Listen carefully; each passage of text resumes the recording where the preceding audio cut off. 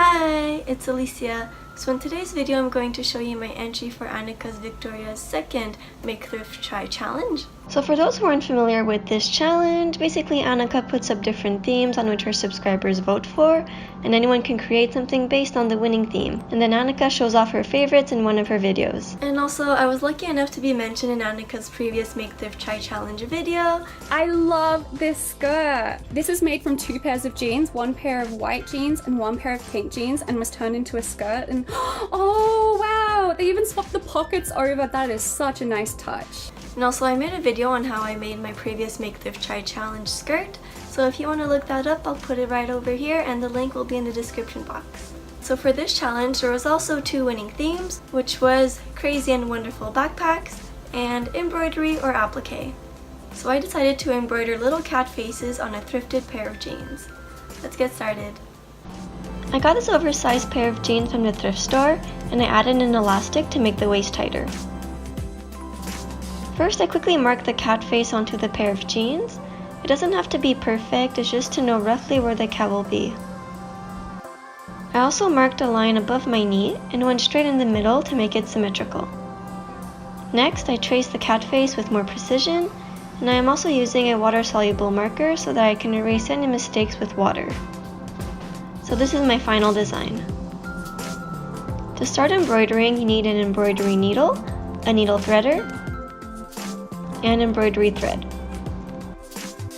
Insert the needle threader in the eye of the needle, pass the thread through the loop, and pull the needle threader out. Make a knot at the end and we're ready to start embroidering. Most of this project will be made by using a backstitch. Start about a centimeter before the beginning of your marking and make your first stitch. Bring the needle up a stitch length away and bring the needle down at the beginning of the previous stitch. Repeat this until you get to the end of your marking. I also made a pink Pikachu embroidery video where I show different stitch techniques in more detail. If you're interested in embroidering, please go check it out. Now that the first ear is done, don't forget to make a knot at the back and continue with the second ear.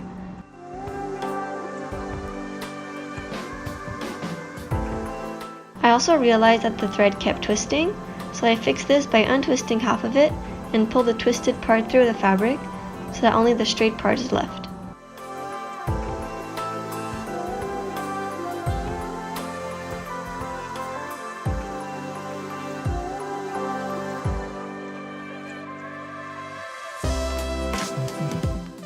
I'm outlining the nose with a back stitch, and I'm filling it in with the satin stitch. For this you just need to make straight long stitches next to each other.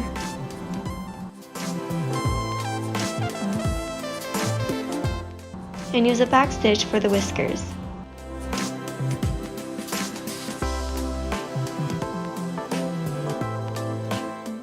Repeat the same thing on the other side and remove the markings with water, and we're done.